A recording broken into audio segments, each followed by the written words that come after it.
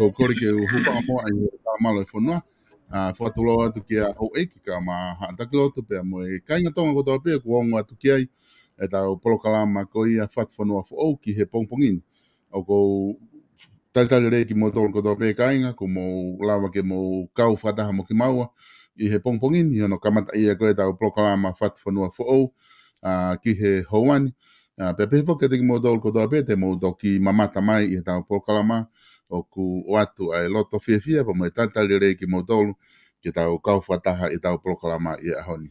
I ahoni foki ko e aho whafiafia aini ko i ngā ko e aho eni ku maa foki mai o polokalama i he pongpong i whala i te whahauka toa e tau polokalama whatwhanua fo ou.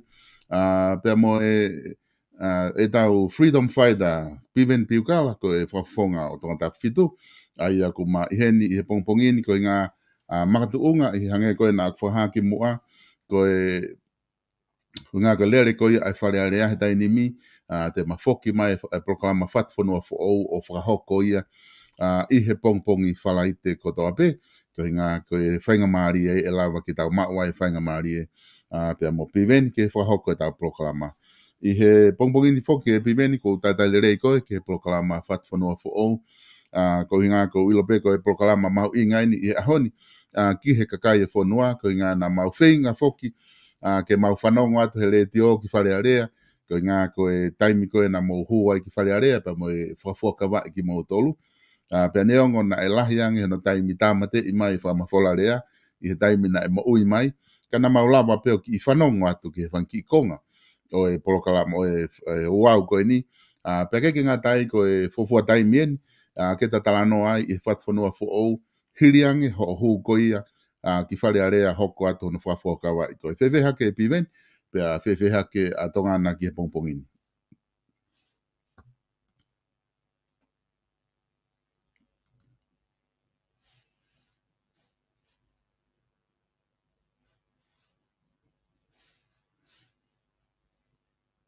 Ki whamoi mange o te o naku mate.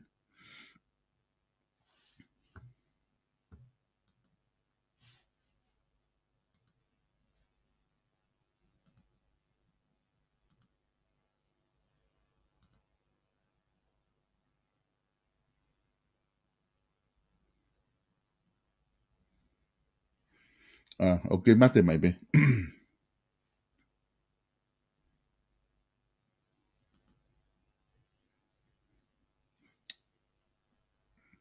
Ko te hanga po ai atu peke ke te ki lock in mai be piveni, ko ngā ko tui mahalo ko loi bea ko interneti, ka ki lock in i mai peke he ko tui e ongo mai ai. Kake i he whainga maari e ko ia, ku e te ki i whainga piveni ke lock in mai, ko ngā ke lava o ongo mai ai nelea. Ko ngā ka lava ke hoko atu e tau polokalama i he pongpongin mo ka taki o share tupe e tau polokalama, ko ngā ka lava ke tau kau whatahai. E pipena kuongo atu?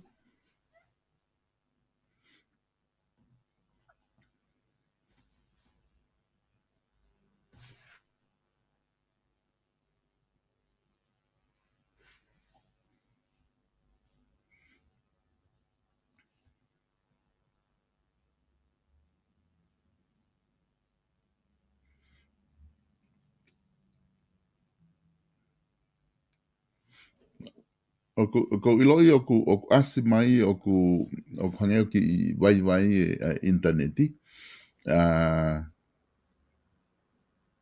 Ko tui mahalo ko uhinga ia ku kaike lawa i o ongo mai, ka ku kaike de mawhenga pe ke whakahoko atu, ke lawa pe o ongo atu ni? Ia, ongo mai, ko na ongo mai e piveni. Ko ia, hange fuko whakarea foi milestone. Foi e poko ni o ta mai ai. Ko ta fo mai ni mei loto fare area.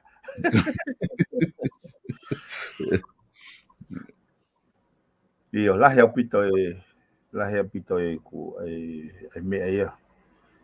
E ki foi ahe ua ko ni ko experience mama o pito. Ai ngahi mea lahi ke te au. Te au ku kehe ai fo iongo ko ia. Moi foi mahuinga ko ia whahoa ke. E taimi koe neta. Matui ko e Polokalama na ta mi nofo o tala noa i whaka kau. Systematically he anga i ta opinion. Koe ni ko wau ke fulok misi ni. Ku toi maari ange ko nga toi mahu inga nge ko ngia ko ia ko no ka ku whekau kau aki au pito ko whamalo pa solo ke programa ko ni ai FATUFONUA mati fok ko whakau kau e na hanga ko o mai he foi hingoa kai alu bea mo ni tio ko ki ai o ku taimi totonu mahu inga ko sio pe o ku mahino i behe kau whafonga motua, kau whafonga fo'ou, kau o kabineti, te pile ho eki. Nau lawa sio mama apito. Ku ugai pe ongo fie maari e au. E ku, nau ai pe au ia o mahino beki he, ku kau whare area hawa ka hau. O ia ku whainga loto, kau igai ia ku whainga asenita. O mea pe o ku mahu inga taha ia te au he ku whafonga mai kakai ke pure i re tu hau e kakai. Mea meu mai ngau. Aige, o ku lahi au pito pe e whepo noa aki mo tau taha pe. O ku sio pe o ku tui pe o ku nai toko ni lahi pe Polokalama o iniso. E foki historia o whakamahu inga i Polokalama. E anga e whakauga o se tangi. Hange ko whaare na whaigi mua. O tui au ke whai whakauga ko e tau mo ui hange pe ha tau execute foi software, foi Polokalama. Our life has already been mapped out. Ka koe no sai fokia koe kai ki ai ke tau ilo. Ka tau whekomi, ka tau siki.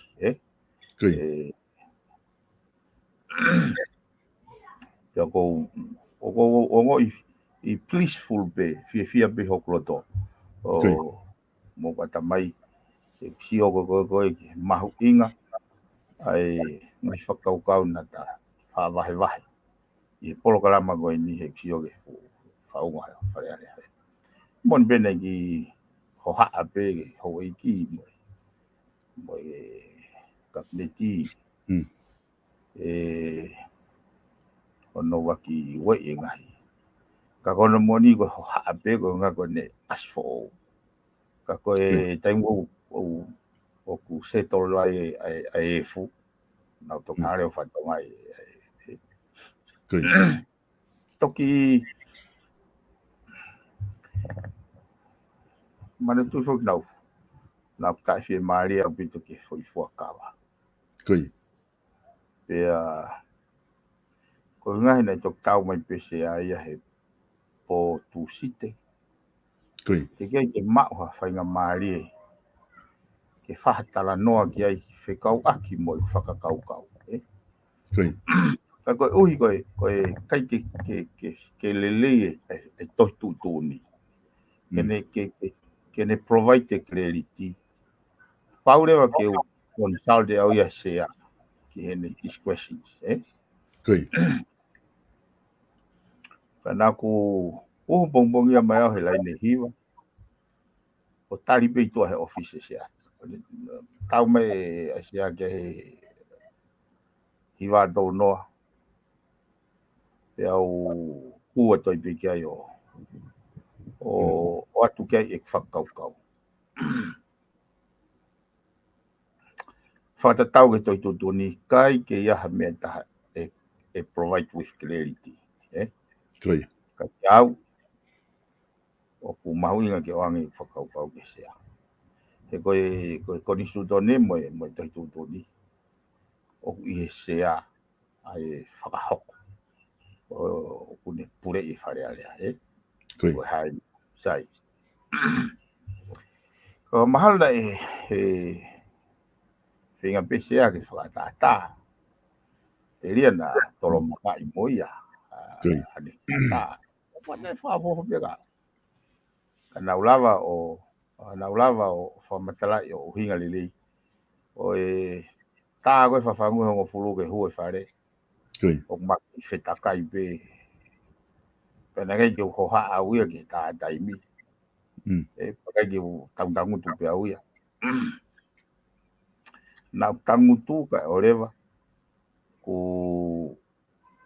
au e whakaukau ke sea au peka ke whoipoinu pe mai sea I see your point with clarity o handshake le wa pa ua o si fie maari au he kono inga he kai ki ulawa e au o race e whakaukau he nau o ulunganga au tau peko anga whai kai ki asia toi tu ni ka tau he kono moni na i li fia no aia peka u whafofonga ia ya moi ofisi he peko ha he fo o pe pa una wiri fia na to ko ke ka ko nga fo ko ka ke mama o silau e ko disione o silau e te ko ka ja ha tu uni ai ke ka pau hi kai te take off wa ka wa me ai hoko ga ko ka ja ha tu uni ai he kai te ke re fa ya ka ore wa ke fo ka wa ka to me ko ya ko fu me pe no fo to ka ko na fo ke fa ta no ke to hi me ago ya ke to ka ku mari he hanga pe he me ko ni song na to a ga ta ma to ke ta to ko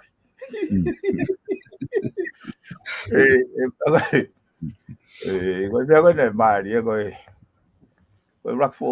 rak ase ni ta be fo ge ke fai fo ka pe ai a ure va ka kala fo tu wat ma to ke ma o ki wat ke me ko ke fai fo ka tu wat yo wa ko ta ta ku ta o tangu tu aku ia he ko i lau he kai ke fai de vai fo ka wa na ore o reise i si uga aku ko ne foto mai pe ko he se aki he fare e ku request ke ufuakawa ke lea whapalangi. Pako toktu le wai alu ke whitua. Ia ua ne whaifotu beko fie maari o kula tau pete. He kono uinga he kaike. Pea naku amalaki whakauia e solo na ta POLOKALAMA e ai pau whaarea aki. O toi peta prepareange ai kau whafonga i lato. E na ua kilo ai whitu o ai e whakaukau mo kuloto. Whakaukau nau peta prepare. O ai o vare aku he nau off kati. Off kati he whonga he whonga e nau whatara noa. He koe taha ai mea e nei. Nā kunofo whakaukau ka pau na ka pau na hanga maari e nau whatara noa. Te nau tu mai rewa ke sea. E ko hai maka tuunga. So ko nau ri e tiba nau tauri au tapepe koe kai ke nau kumi loloto nau tō koe hai maka tuunga.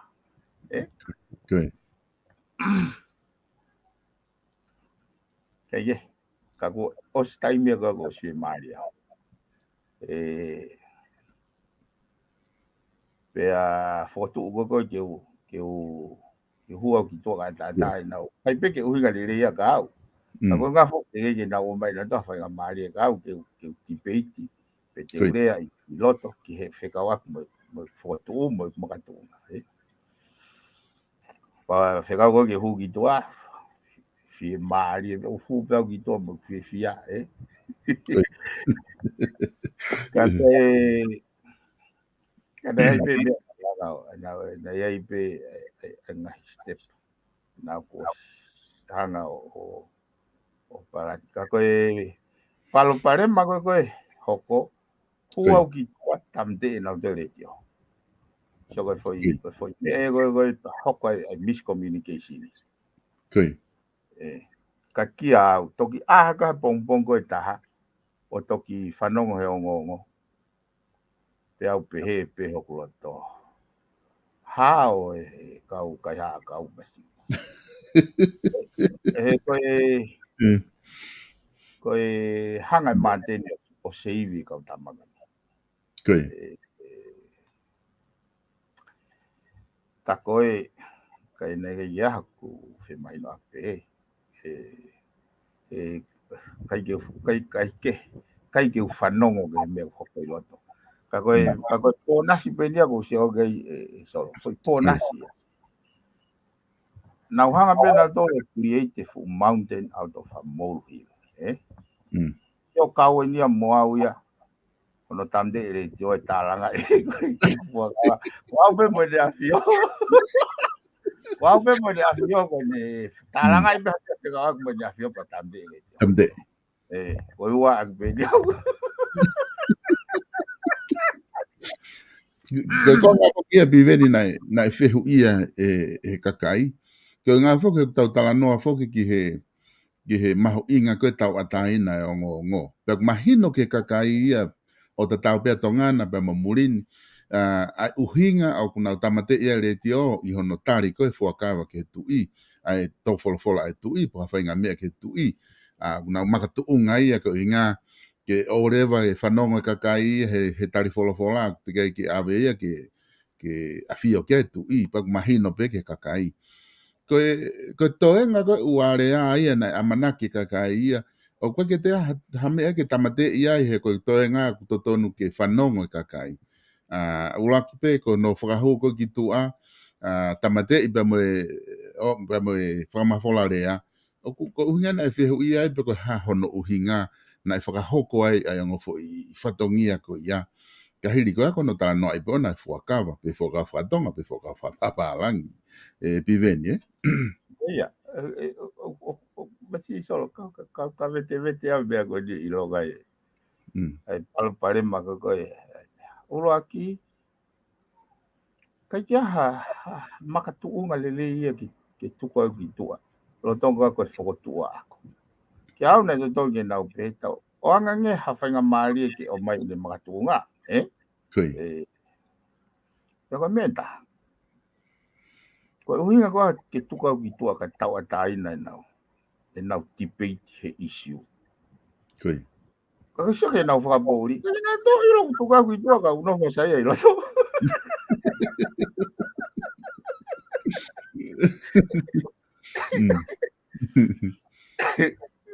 Ka de fa kau kau ko he fa kau kau go ya. Eh? Ko hai e veriti ko meuriti. Ke nau fa kau kau ke tuka ki tua ke o te ufanong ke nau talanga. Ka whanonga saya ke nau talanga whika wake mo au.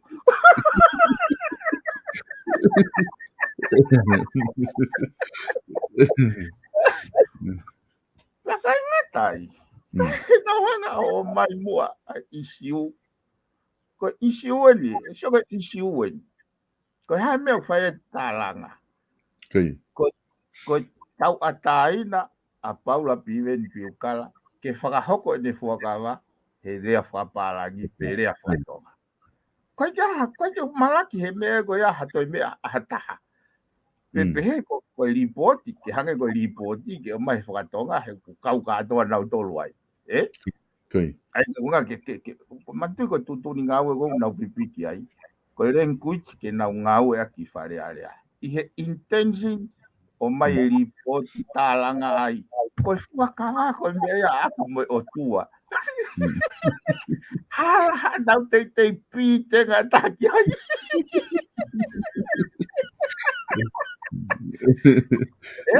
Karena aku hanga ai ke nau talanga ke usio ke tuunga mama.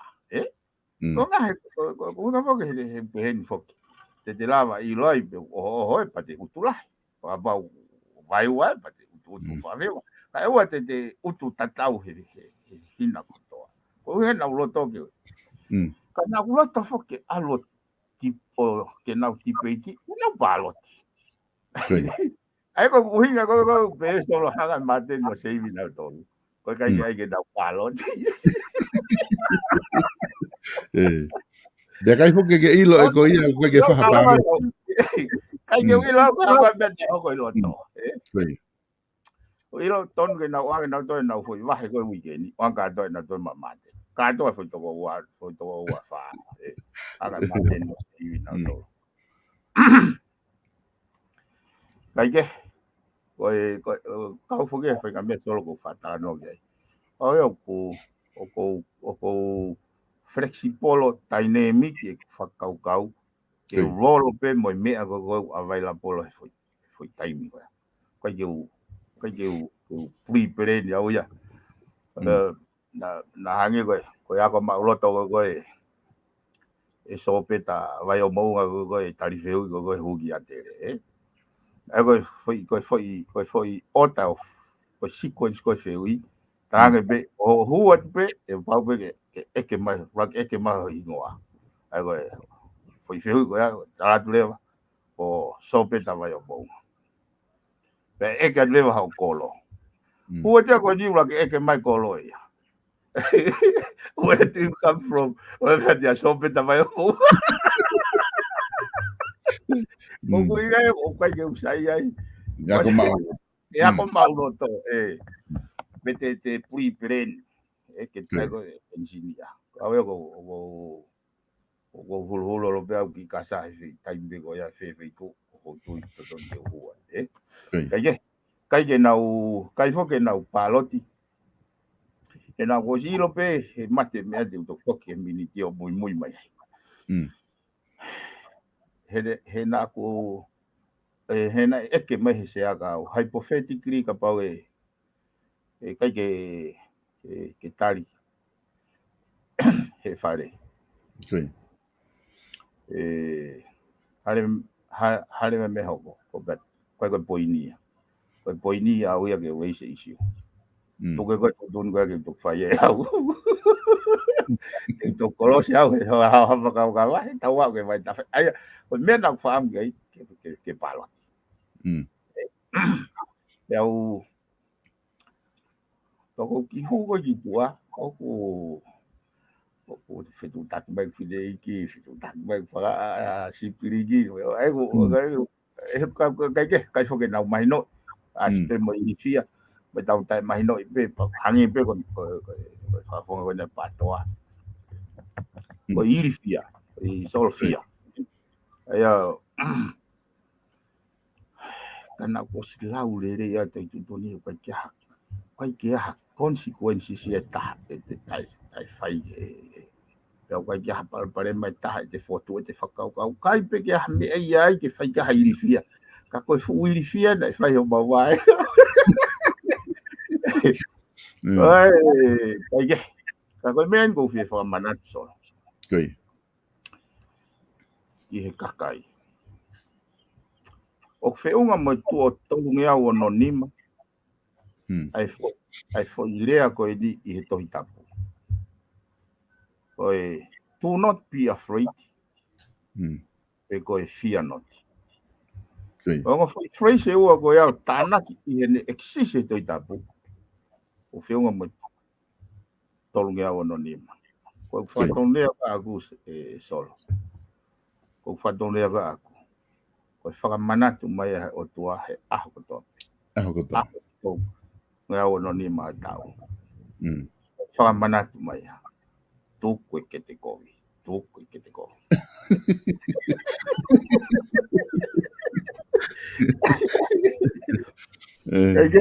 Ka koe uhi nā kua sue maari e te auia. O hake isi o. Toki mei I tau e he ku āhake pōmbonge taha. O mai koe he o ngongona kai koe ke pāloti.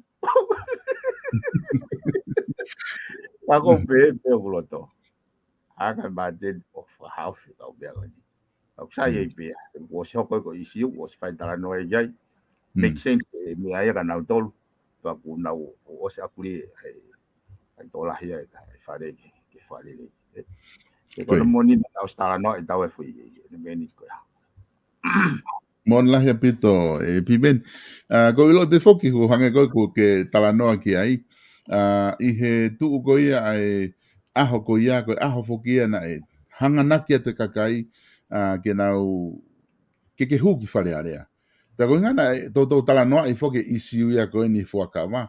Ka ke ngata I ho tala noa I he ngahi platform ke hoa o ke he FATUFONUA fo au. Pena os aware kakai ia ki ai. Ko te ia nai peni I hia me he wāhenga na nau popou ka koe na nau ongo I manawasi I he pero hae mea e hoko he koe whoki nau loa ndapo koe hae mea e hoko te ke whakahoko I ai ia koe ni ihi na nau loto nau tolu ia ke whai moturi koe pe koe he ulaki aho ke to ai whakafofonga mea te koe na koe whainga maari e ia ke to ai whakafofonga mea te koe hange koe ku ke tala noa ki aina ke o silau e koe tohi tutu ni lau e koe ni stuto ne ka koe po uri ko ia ke maa koe aho whare area.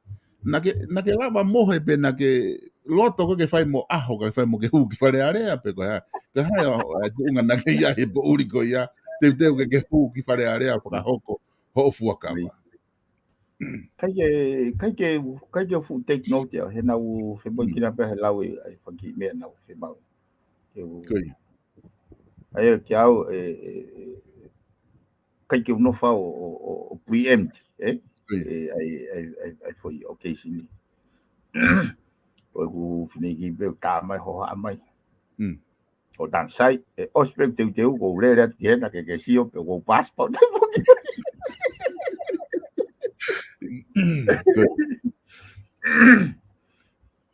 kai ke koe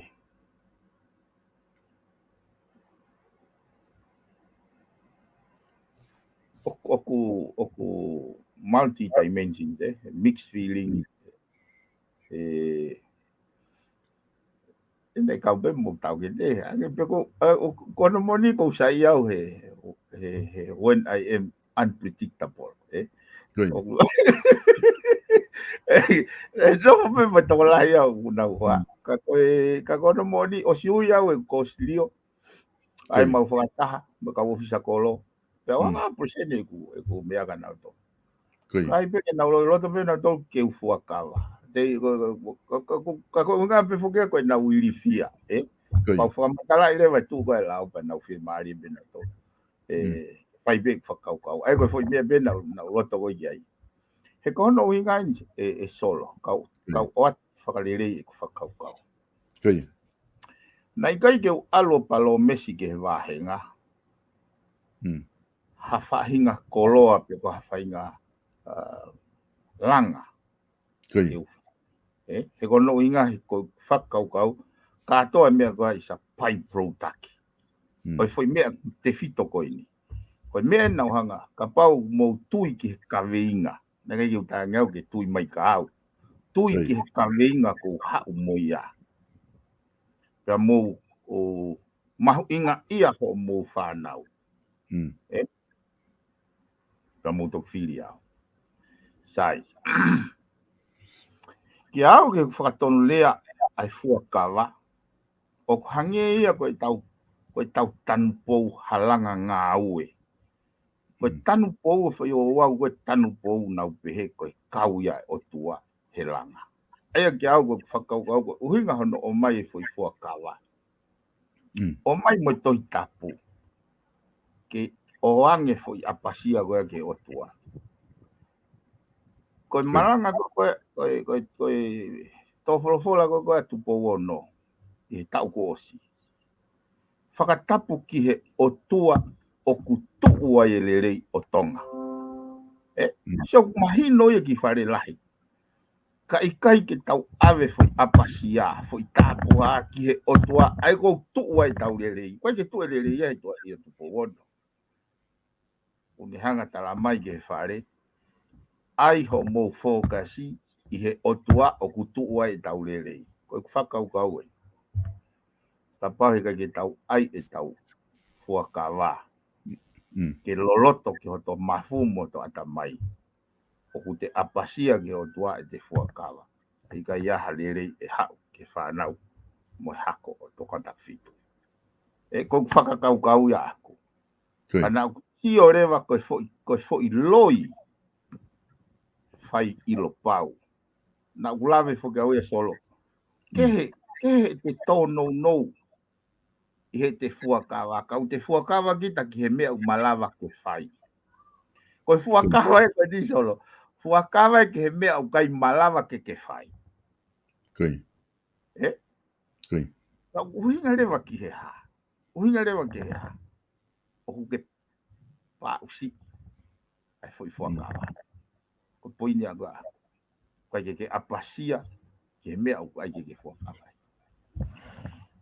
He naku whai mauti peiti hi hiki hoku reo pau ka i te pire. E he whakakau o kai whiunga mea goni ke awi ke le awhio. Pea oange rea goni. Nā tau toki ospene fuakawa. Ke te tururi loiolo. Loloto ange tururi loiolo i taranga fuae. Kai. Loiolo pe oku supervisor pe okai ke supervisor. You must produce your best. Kai ke te iaha hatoi option ia. Ka koe mea koe nā kusi au ki ai koe ke whiunga ia. Eke, uhinga whoke whatala noa. Kai ke nau eke nau tole makatuna. Ta whoke au nau tolo pae mai tau moho mai loho mai. Ala noa mai nau tolo koe tau e tolu noa. E ku ngā au e. So i loga, so ni hau e tara mai. Ta koe ku ngā au e tau tolu noa. Nai ngā au e behe whapui lolo. Toho mai mai tau e te au whaafitu. Kai kere. Piveni ke taimi koe na e whekau ai ke huki tua. Asi mai rewa hono hulu mai ataku ke tuu pehe i he tua whare area. Na e koe taimi na te aluange, koku aluange manawasi i mo i rifia.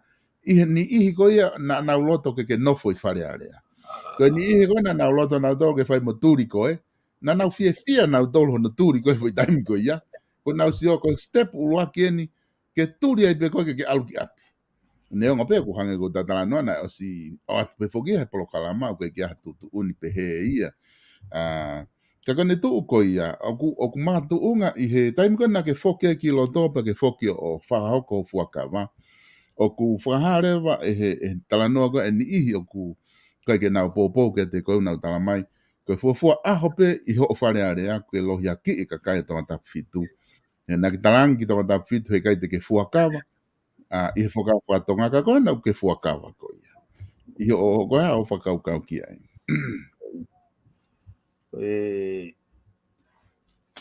En tai tolo pe na tolo solo ke na opinion. Koe mamai na ne hulu e whakaukau i he talanoa gon ke tangata i koe na aho no ngofoa. Koe. Kane whekau ke nao ke ngō e na waine. Pea io ta. Pea kai ta. Tako eke ko ke kau sātu sibe. Maa ke koe pongpongi. Tama koe na i ona ke i aluia. Koe. Tama koe na i kai. Pea aluia. Tako eke ko ke kau sātu si kau whaanga koe na. Ko hai i he toko he onga tamani. Na ne whai finangalo toko loto i na tamai. Ko tamana i o. Toko tamana i kai. Ngāri. Te utoi hoko atu. Te gosi mahino te ia. Minu i wametala ia. Mahino minu i wametala ia e piveni. E kongsi o alu pe tai ni me whakalalahi. O hanga e kote, ai o tu e tai ni mina ta nofo pe foke ko ni stu tone. Ko ko he tai ni mi o si heka me tohi tapu e ta whaake ko ni stu tone. Tai ni i he lere atu ko ni mea si o ke ngahi tala noa ko ke to'o me wholofola. Pa ku hinga maari e pita. E whitala noa he ku ngā foke tōlahe kakai unau iyo. O hange ko tala noa pe kai nau whai na tol ki ai.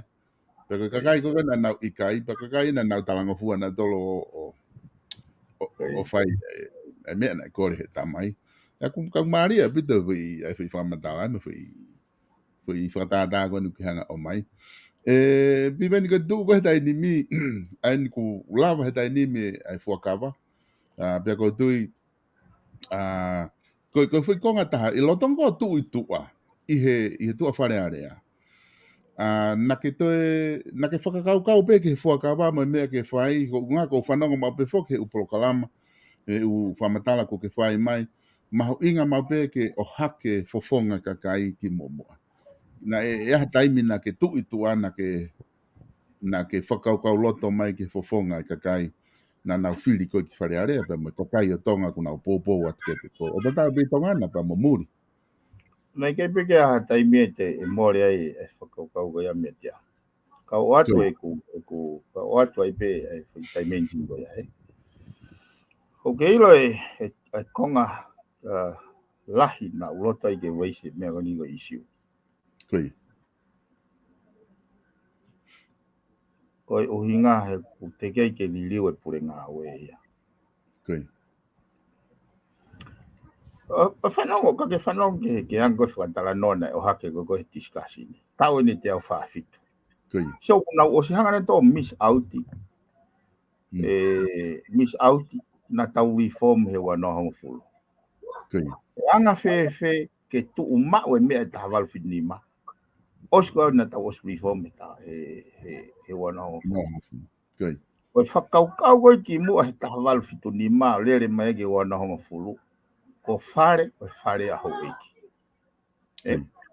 Pea na e foundation whahou eiki a whare area. Koe. Mo executive. He koe ngā, ko whare koe na pure ia he mawhai a ene awhio. Koe. Majority tōla sai. Ua noho mo fulu e solo. Liriu e pure ngā we. Tala mai rewa ene awhio, ko momoi atu e ku mawhai executive ke ave ke pepa pāloti ai kakai. Ke tokolahi ange kau whafonga kakai. Koe. E kau whafonga hau eiki. Solo. Ke heu ke i tonu ke whare a hau eiki. Toko taha fitu e toko hiwai. Koe. Na osliliwi. Osliliwi. O si liu. E ko ki au. Kone toki mo. Kone uhinga mai ne afio. O atu e whare ke kakai. Ka koe uhinga koe a aku solo. O mai koe whare. Ke nau mawahe me whaunga. Koe whakahauho eiki. O whakasewani. So ke fuakawa. Koe kupure ngā ue koe kakuhi. Hawa fuakawa. Te uwhai mōni au ke tui. Te utarangofu au ke tui. Ka kuwheia e kupure ngā ue. Kuwheia kupure ngā ue. Ka koe mea kou sa ia. Te uosi ai mahu inga ia ke whai ngā ue. E maru o sanuari peko o whai. Te uwhau e taimea kone. Ka koe konga ni e fuakawa ko loto ke whakatondon te reform koe wanohong fulu. Ke te fuakawa, te ohake maupe fofonga e kakai, o maolunga he te sio kita. Ihe awe o tua. Koe foi fuakawa ia, koe foi konga e fuakawa, o kou mahu inga ia, ke acknowledge e te pure ngawe, pea hai kita. Pea hai kita, ke ua te alo sio kita, o te alo tae ofa, o te alo tila, o te alo whaikadoe umea whiwhiri mana. O aia he foi fuakawa as a mechanism kene whak. E ko hono moni solo ko i te tatu. Nā ku sio au i whare hopo. E mea koe fuakawa roi. Ta hono moni u kai ke tautea ta tau ia. Kai ke tautea ta tau ia. Tai pe whainga e. Asi mai e fōtunga koe. E whainga asi mai fōtunga. Koe se e ngau e kau polisi. O nau fuakawa whoki. Koe. Ai mo nau abuse e power. Tau lava po tala. Mai kau whakamau nau alu halatu. Luo i kau hala he maholo. E kau whakafonga kere. Koe ku uhi ngā ia ke whai mo oni. Ta koe whiwhia au pita. Kato e whimeri o whiwhia pita. Kai lava ke whakatondon. So hau e neo koe ke nau ke ilo e nā tō tala ko tāni tōno. Kai nā rena tau ni liwe wa nohong fulu. Pea koe koe kireri tien ko loto ke o hake i whare area. Pe o kumau loto ke tau ngawe ai fo i reform na mai tu ko lima pe i kai. Kai oa tangutu he funga a. He whakahela pa une tiwai te ai kakai. He kono moni koe kakai ko whawhepaki ke reform. Ko nau tau rea nau tae ofa he ne awhio. Koe. Mōne abo. Koe anga e whakaukau pa ko whiwhia pēo so. Kāre o se whi ahau ko ni ko. Whiwhia aputi. Ko lava o sio lelei ke pire hau eiki, ko sio ke te pire kabineti. Ako o wai ko amanak lelei ako. Ke tau whare area ko. Ko manatua ke piveni ki he wainga akapulu ko taim ko ke whaha tau hau mo hati me taha kunau ko tama koe tama una urifia e na te hati me taha. Pea ko te paupeke na unofo na tolo o whaha palani wainga ki ai. Ko e fo i aha koni na e whae fuakawa i he wakai koe me he tafa ake taha whakapolitikari ki ai you make your mark he aha ko ia ko ngā he ku interest e kakai ke nau whanongo he fo i aha ko ia ko ha mea ko hoko ke fuakawa te ke fuakawa pe turi koe pe ko whewhi tu te ke iai na asi mai ho mo taimina ki huki tua na e hanga rewa e he polisi po security koe whare area whai tai mai mo ke marimari mai pe koe ke kakai o tala mai o ku ne tohi pehe ne i social media ne pehe tangata lere koe mo talango fua pe mai pe ke mahuki tua pa mahuki tua pe ne tu koe neongo na e ngahi mea na e whai a loto mamahe hou e ki whai e wālau ka kone osi ko koho mo malolo ko mau tala noa dui na ntomi i tu a whare area ki loto o ku hoko umea ku ke whakotu ke whakalelei i he sistemi pe ko ngahi mea ke loto ke whakatontonu hange ke fuakawa o ku hoko e ko ha mea ke iai hawa ia te koe pe moe kau ho oeki pe moe kau ngā whare area ke he pe koe ke hoko ia ka palapare maka te ki nau tolo he tai mo malolo ai o koe ke nau te rea na toka koe pe ko hai tuunga ku mo iai o hoko ka palapare ma Ia te I whare area pe I kai. Iyo, pia bari huke solo. Kia awe na mana kapau na palparema, no pa palparema huya. Goia. Ko au fokia ko tawa taina pe ulota. Ko ku hume pa ko ke ti mantu na ulotonga ita na to. Goia. Kako ita ko ya ko whakapo uri pe ko tai mahino ko kai pe ke mam. O pe me pa ko mai ki ko ti o wa te ki te pe ka no pe ta ko toi. Always lahe aku kaya toi pagi ilo pe ko ure lahe ya fa no ka to mai te fuka u ngai te pire ya ko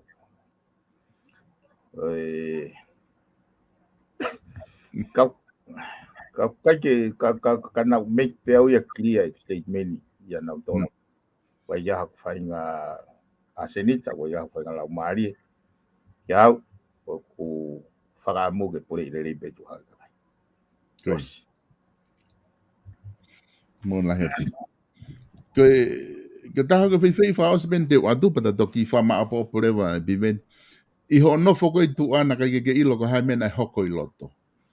Aku tau whehu I mahe he kau follow ko ni. Na ke iri fia, ko nau pehena. Na iri fia biven I ko ngā ko mena aloa I o fuakawa I loto. I he direction ko ia aia na ke pehe foki ko ha mea ko te ke au ki ai.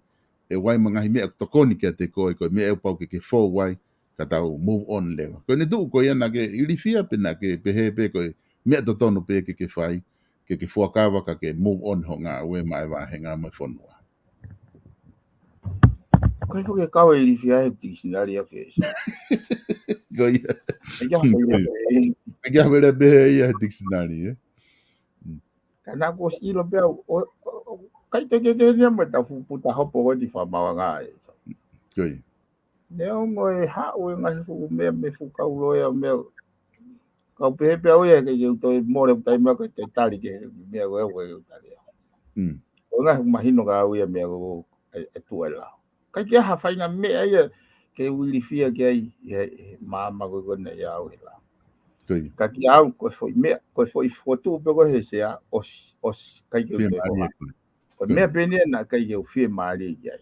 Ka how ai ka tama ko kai ke ai ke na palot. Paloti. Koi. E na os anticipate pe o foi face. Ko ku hinga solo. I am not willing. Ya au ke fuakawa. But I was forced. So ke au pito ngai tai menginia ko ya. Kai ke willing au ke fuakawa. Ka ko uina nau kai ke nau tali e ku kore. So they forced me. Ke au ya. Ko solo nau ko si I ai fo ke ulawa ku ya I fare hopo. Ai ko ngai experience ena ne ako ya. Na ku I lo wei ko ki motua ko alo tau ka vei. Kau ka holo mui, kau ka fute ho iko. Ke make mo fa mau e to ki motua, e to e mai pera. Kana ku loto pe au ke hanga he fa mau o humiliate ya. Na pe he to pe ku foi e walo foka. O stilo e loto ka kai mau ana. Ilo lilia. Kana loto pe au ke na hanga fa malo ia. They forced me to ka waka ko kulau.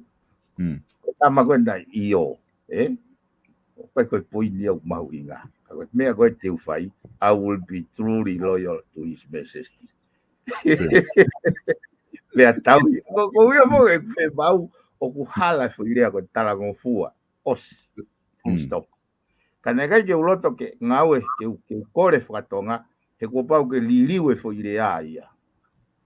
Mas ko algo foi simple mitigation ia na wange se fare ala. Ne pete mo poto ko ho mo fa tau ke lau e au e ku fo ka la he fa para. E ku ha mari e. So ko hanga ya ai ke save go na tolo. Ke kana ke fa tonga na pasia te he mea na lau mai ha me ko ke fa tu ne se a Dia te se a, o fai tu ni mo tolo. Wahage penia ko pasi ko o si su ko ya pailato po e kau tamba ko kete COVID ato to make decisions eh be misi tau fonua lai tau kau taki kete COVID Gonna do go ni I fokava tau tana fokava he kai foke mo te fokava mo tol ko mo lere bene mo tol ni ke o se tau a to fale ale ko ni pe to ha ore to hoko he kai te fa fokava ia mo pe te mo ava he tau ka upa mo te o fokava he kai te fa me pe he ia bi bene ko to hu fo be to ki to fare ale fo be ope ai ba hi ho tui ko ne a ko to hoko ka pau he kai ke liliu ki ai fokava te hoko mea koe ni pe mea ke he hoko. Ikai, ko pau ke diriwe. Ko pau ke ririwa, he? Ko ia. O no moni fo tolo ko kuhinga e tau kawi whare area. Tau ngau e kumu ai mama, availability of new knowledge, ke continuously improve e tau system. Kau ia system wha maa bau koe mea koe na e tawal whitima. Kai kei pūpeo au mai ke hang. Koe ono uhinga, ka pau ah mea na ai tawal whitima kei tūpeo ke hang, whai longa ka kai tai ako. The essence of education is to continuously improve. Me he tahawal whitunima, o tau improve peo au mai ke taimi. Should be like that. Because whai longa ia availability of new knowledge he taim ke taim. Hange ko whaatala noa ko, na tuia mama nia koe waka papa pe ko, o te tahi. Ngā tai e nau ilo he taimi koe. O au mai ke for stage, na available my knowledge, o ku lava pe o whaua ke ukambea. Ai waka. Au li liu me papa o. O mea whauri e ka pau ilo pe mea koe kai ki waka papa.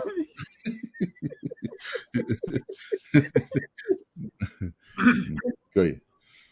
Ai e koe foi, kone taimi koe e whakahoko ai foi li liu koe ni, ko ke meke make I he whakawa, pia koe na kuna e ngau e kia e whare area, pia koe taimi koe e whakahoko ai li liu koe ni, e manatui, koe aho koe e whare li liu, e manatui behe kakai, koe foi ngau e ni na ke whai kia, koe taha ne ngahi fofua mea na ke ngau e kia, ki he whare area ke li liu, pia koe tuku o si tuu koe ia, o si tuu le rei apito ia, e piveni ke wahe. Ngau te aha mea ke he te ke loto ke ta whaos kia POLOKALAMA, I he tuu koe ni he tainimi, koe ngā ka taimi, ko ilo I pete ta toki foki mai I he wike kahau, o hoko atu I he taimi ta tau pehe pongpong whalaite.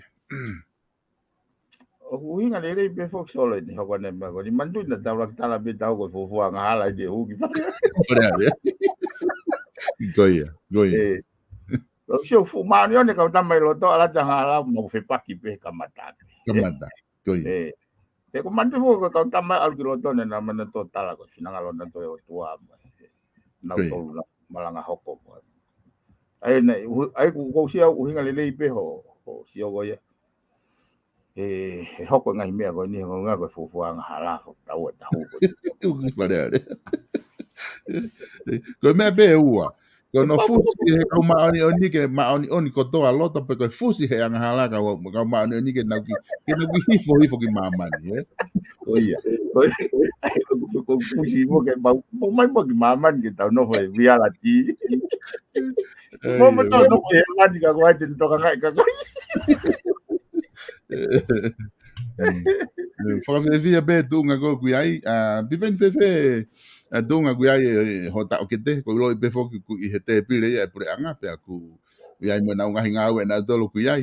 I he ne whewhe ne wakai ke te koe I he blok aho me aho nou hau I whare area, o ku whakawhia maari e pepe, ku aha mea ai, o ku mea bene ko tokanga ki ai, ko manawasi ki ai, na aware pe, o ware kau whare area, ku mo taka o holo I loto, haturi I koe.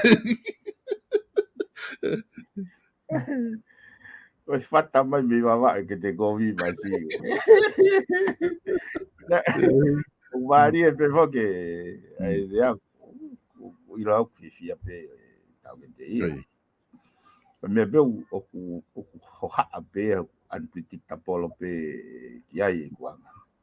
E nei kamata pe ko raki ho ai ko o hiki o le o guia. toi almono toi ki peiti ko he uri poti ba ka ko fainga waya pe ya o ko e solo ko albe malanga hi ko reo pa ko ngai poini ko fa mama fai ko tai ya te pile ke mamafa ana tula pe ya u haka ho i pega o ko ngai ka kiau ya ten win big for kau mai mau inga he ko tui fo kau ke me agoni so ilo e tau ke algo state school tamai be io sai te mausio ki sai te mausio ka ele tem o te hanga o hiki ke mahino no mafatutuki e ka ke te be mai te mausio gai tau alga tolo ai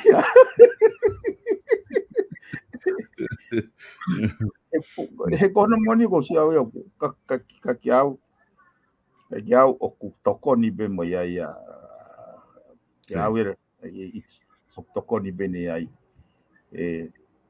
o confident yang be mo ono inga he te uiro pe te ton mai au ko ta fo ke me fa ai mai fu ka te au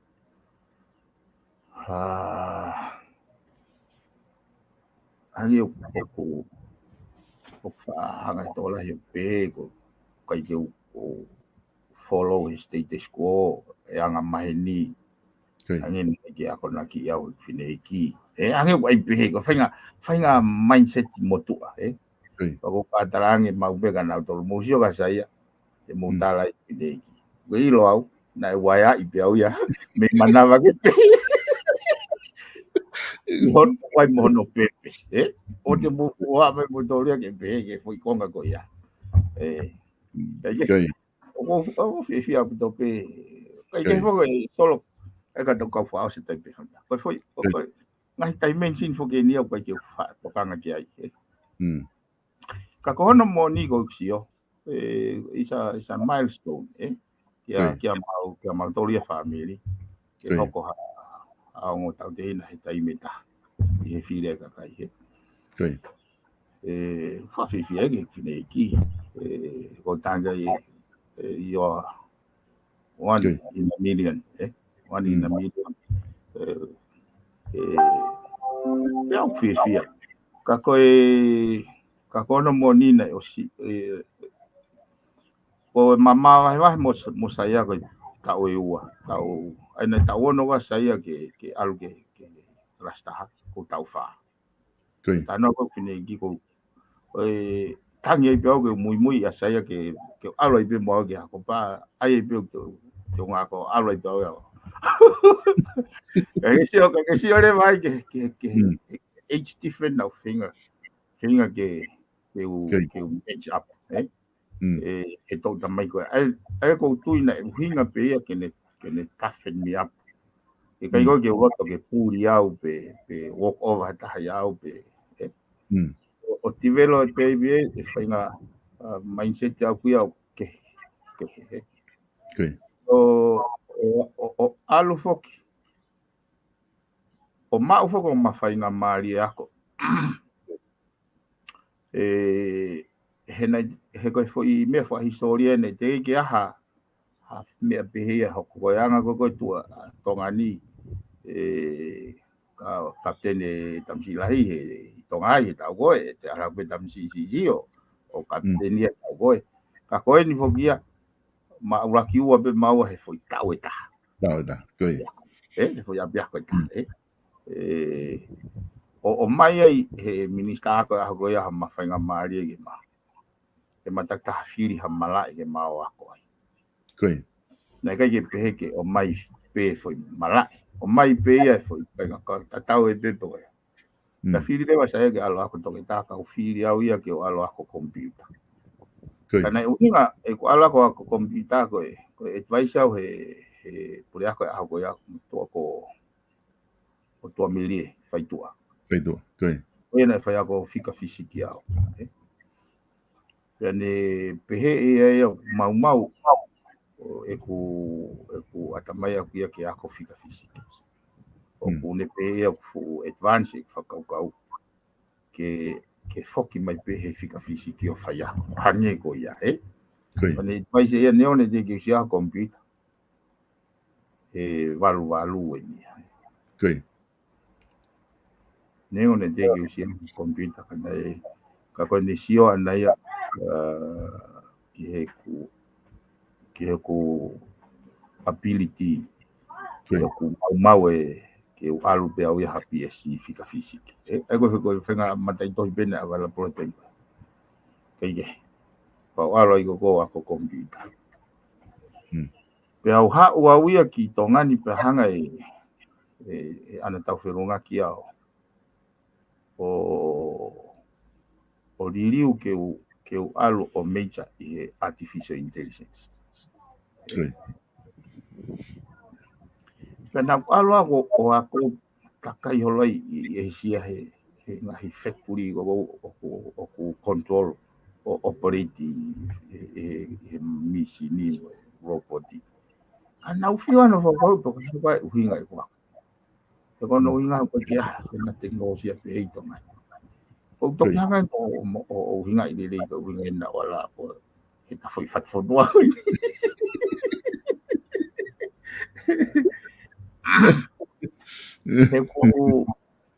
He ko lava o sio. He o so mau laki kamata pe ko lava o bring clarity ke for structure. Pana lava le be de bile ho i de bile ka ni sa sio le. Ko ilo fuga ko tama le be. Ka ko ma ko holo pe ke te ko i ma ko ke lava yo. Sio. E ko sio go tama le be ka o minister ka o no pele. He lava reason mai he taimu. Kaya o fia but I'm looking forward ke ngā we whanua ke pure i lele ka tu hawe ka kai. Ko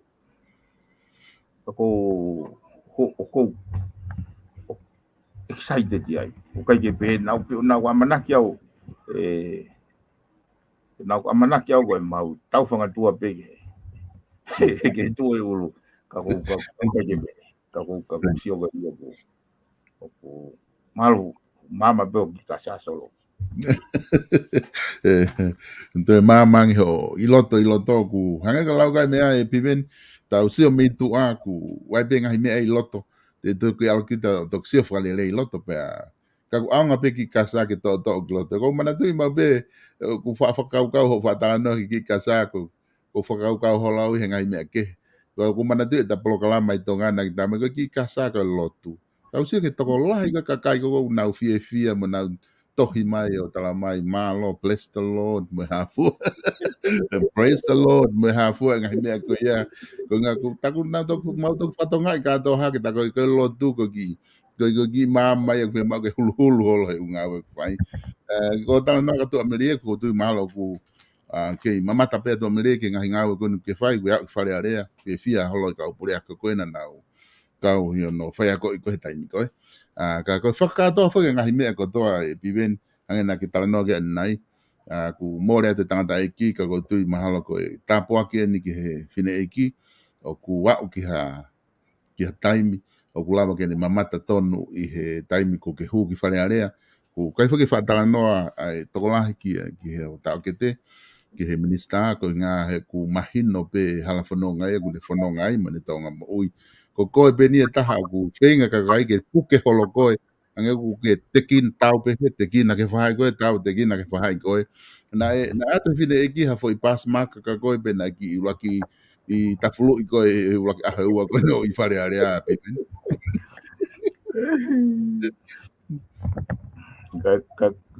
Ne raki tā mai e o arangi whare i mai au ki whokawa kau tā rewa ako ia lau te whasapate pa ka wata mai o ala whokawa lui Na ko bari os le wanga vete le leipe ki foi fo wa os puga pisai alve ago ia fa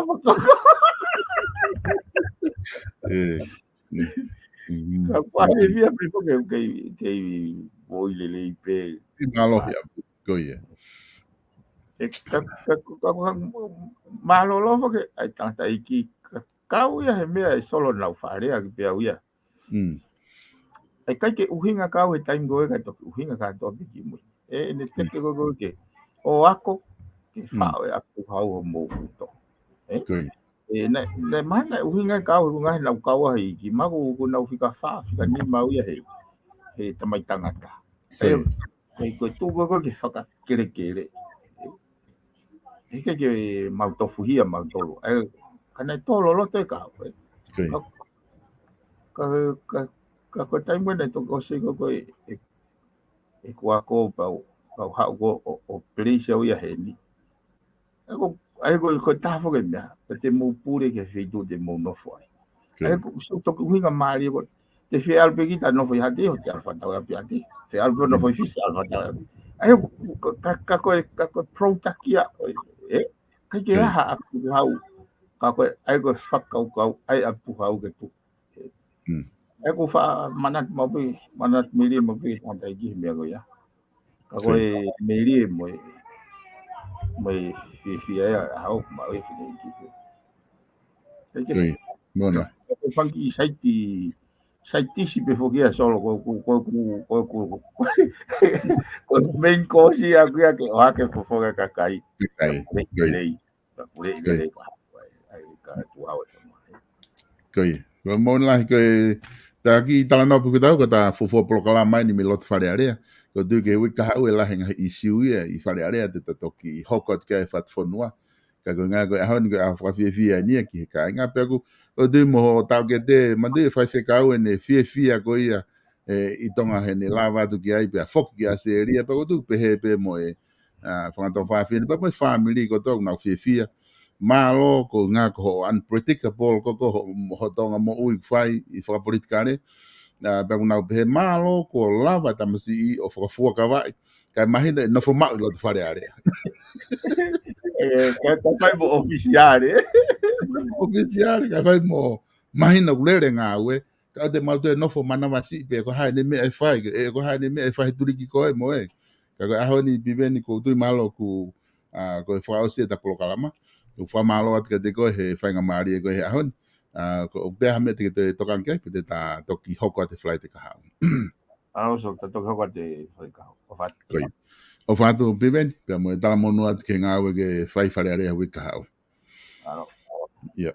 o ku fa malo atu kainga I he lava ko ia ke mo mamata mai ko toko ni mangi au tupu ni ku mo heni tau ka fata I he POLOKALAMA FATUFONUA fo o pe me fale area pe mo tau fafonga fale area ko ia tonta fitu ka ku ne ui foki ko ne tamai ku comfortable on e pe ia no ia ko freedom fighter PAULA PIVENI PIUKALA pe mo fa malo la hiatu I ho mo mamata mai ke tau POLOKALAMA fa malo la ke tau ka sponsor ko kina tolu o kuna sponsor ngai POLOKALAMA pe mo te fa malo ke te kina tolu ko inga ko lava ke na ke tokoni mai I he tau ngahi sponsor ko tō pe ke lava ke hoko atu tau ngahi POLOKALAMA ko tō pe o atu pe me he Vipon Media ofo ke mo mau popo ake atu ki modol ko tō pe kainga tonga ko tō pe Amerika lahi Happy Thanksgiving ke te ki modol ko tō ko aho eni whamana tuai ai tuunga ko ni pe ku atu tala monu ke te ki modol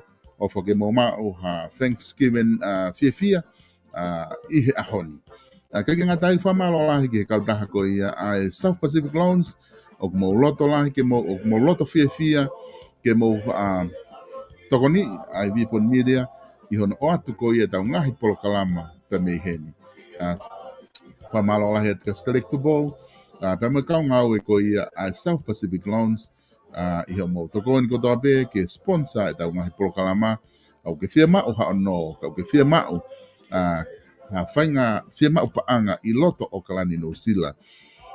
Take your phone and call 0800 88 98 88 and talk to Sidalik Tubo or one of his co-workers. They are there to help you. If you need financial assistance, if you really need a financial assistance, um, don't overlook this number 0800 88 98 88.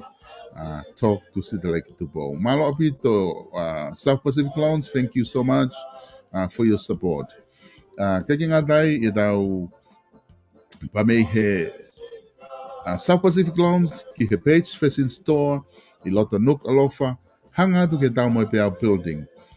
O ana ke whakalaka i wharekoloa ni, ko ho tokoni ko tau pe i ho whadau, o ku tokoni ia, ki hono whapaanga ko ia e tau ngahi polokalama pe me vipon media, o kawai de fatfonua o mo ngahi polokalama ko ia kuma o atu pe me heni. Aula tu lewa ki he wharekoloa ko ia, o page facing store, ko telefoni ena ka ua fitu tolu ni maono, pero balu ono, nima tolu ono, te ke lava o mamata ke ngahi wala ko ia punau iai. Ko ngahi teunga ki he polo, ko taimi eni polo i tiu sema, ko ngahi wala ena whiunga ki he polo, te ke mau kotoa ia, pe mi he page facing store, i loto nuk alofa, pe ko hoa tonu pe ko nau tu asila. Ka bau ke teu hao mari, te ke lava ota mai, ho kofu mari, pe mi he page facing store, pe de nau tu kanga, o whaka o atu ia kia te koe. Lahi mga hiwala Polynesia, lahi mga hiwala ki he whamiri, te ke lava o mao kotoa pe ia, mei he wharekoloa ko ia, ai page facing store i loto nuku alofa. Au donu mai lewa, te ke telefoni hake lewa, i he telefoni ko ana ku watu i he screen, ua fitu, tolu ni maano, pe walu ono ni matolu tolu ono, pe te nau tokoni atu kia te koe. Ke whea au ho whia mau. Ko tau live stream, o ke tūmalau ka inga, kau ke whea mau ke hulu, hao whahinga kātoanga i Okalani Nusila, pe ko whaitu upe Nusilani, whetu taki mai. Ki he noa hiwa, whātaha walu, nima whātolu noa. Pe ko noa uataha, ua noa nima, noa ono, noa fitu. I kai ke ngatai, koe ke live stream ko kumo, ko time ko toa bea kumo, tokoni mai ke mao atu, whahoko live stream ko ia, o tokoni ko toa pe ia, ki he tau ngahi polokalama ko ia ko atu miheni. I au taha fitu ko ia o tisema, te mawholawa tu ai, au ku hanga whamalo lahi atu ke whamiri, au ku nau hanga o totongi mai, e live stream ke whahoko atu e live stream i Australia. Aia ko Melbourne, Australia.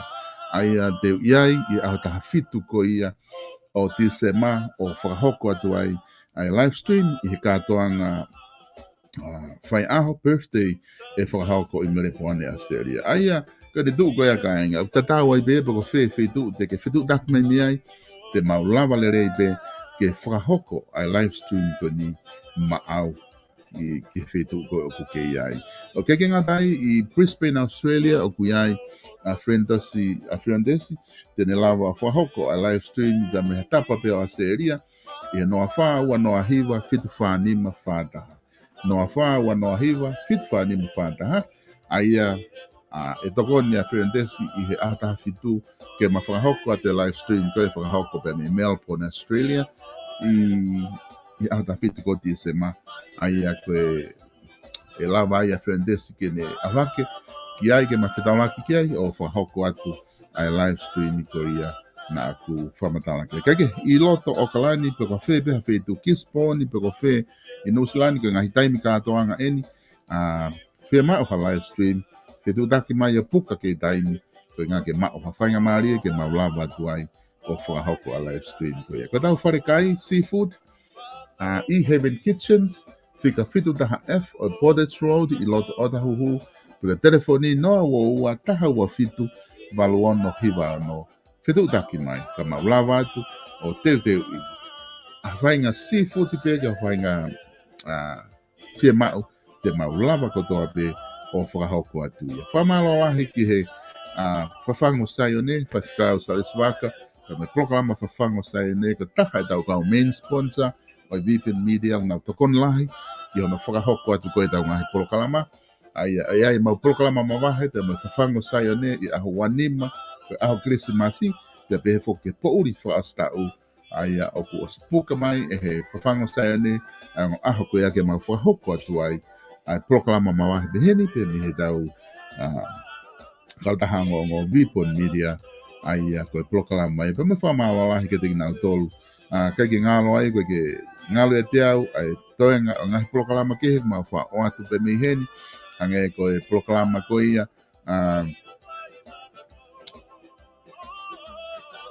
ange ko POLOKALAMA ko ia ma fa o atu me heni ko pultosa ke tonga pe atonga ko POLOKALAMA ko ia mo e ongo profesa tufunga fonua alo au tala noa ko mo politikare ko POLOKALAMA ko ia ko hulo wifi pea moe ngahi POLOKALAMA ke o ke lava o atu pe me heni o ma whamaro lahe te ding mo dolo ta moe o atu pe ko ngai e toki o atu e aho e ngata e tau POLOKALAMA i he tau ni ai ako whawhofua ko wike ko ia ki mua he wike kisimasi ko wike whaosia e o atu ai ngahi POLOKALAMA ko toa pe me heni te tau malolo kismasi ai hange ko tau wanga maheni ke ngai tau ko to hoko atu lewa e tau ngahi POLOKALAMA me media i he tau ko ni ka hoko mai i tau ka hau osi ko ia ai Christmas pe me fas tau ki tau to hoko atu lewa ai kage o fatu ke te modolo mo tala manua atu ke ngai ngawe ko tau pe mo fa hoko